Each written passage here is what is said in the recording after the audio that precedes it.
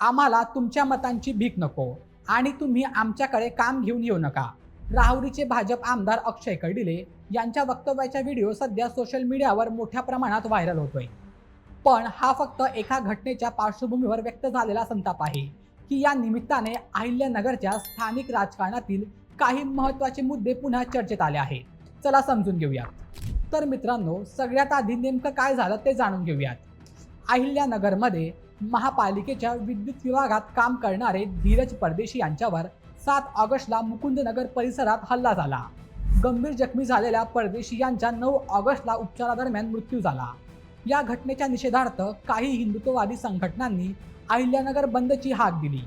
आंदोलनादरम्यान आरोपींवर कठोर कारवाईची मागणी करण्यात आली. याचवेळी अक्षय कर्डिले यांनी आपली भूमिका मांडताना आम्हाला तुमच्या मतांची भीक नको असं वक्तव्य केलं. तसंच आरोपींवर कठोर कारवाईची मागणी करताना त्यांनी अत्यंत तीव्र शब्दाचाही वापर केला. तुमचे झाडवर मत तुम्हालाच राहू द्या. अरे तुम्हाला माझ्या बापाने सांगितलं होतं, तुमचे झाडवर मत तुम्हालाच राहू द्या.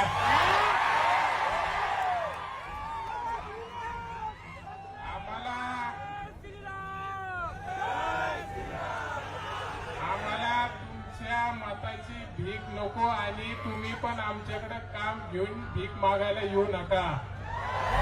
अचानक हे वक्तव्य चर्चेत का आलं, तर यामागे अक्षय कर्डिलेंची राजकीय पार्श्वभूमी ही महत्त्वाची आहे. अक्षय कर्डिले हे माजी आमदार आणि मंत्री शिवाजीराव कर्डिले यांचे पुत्र आहेत.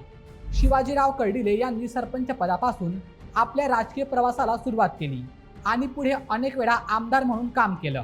त्यांचा राजकीय प्रवास अपक्ष राजकारणापासून राष्ट्रवादी काँग्रेस आणि त्यानंतर भाजपपर्यंत राहिला. 2025 मध्ये शिवाजीराव कर्डिले यांच्या निधनानंतर राहुरी विधानसभा मतदारसंघाची जागा रिक्त झाली. यानंतर अक्षय कर्डिले यांनी भाजपच्या तिकिटावर पोटनिवडणूक लढवली आणि मोठ्या मताधिक्याने विजय मिळवत विधानसभेत प्रवेश केला. म्हणजेच अक्षय कर्डिले यांच्यासाठी हा राजकारणातील एक महत्त्वाचा टप्पा आहे. कर्डिले कुटुंबाचा राजकीय अनुभव आणि स्थानिक पातळीवरील संपर्क यांची पार्श्वभूमी त्यांना मिळाली आहे. आता त्याचबरोबर स्वतःची राजकीय भूमिका आणि जनतेशी संवादाची पद्धत तयार करणं हे त्यांच्यासमोरचं आव्हान आहे. आणि या सगळ्या पार्श्वभूमीवर अहिल्यानगरमध्ये हिंदुत्वाच्या मुद्द्याची चर्चा ही महत्त्वाची ठरते.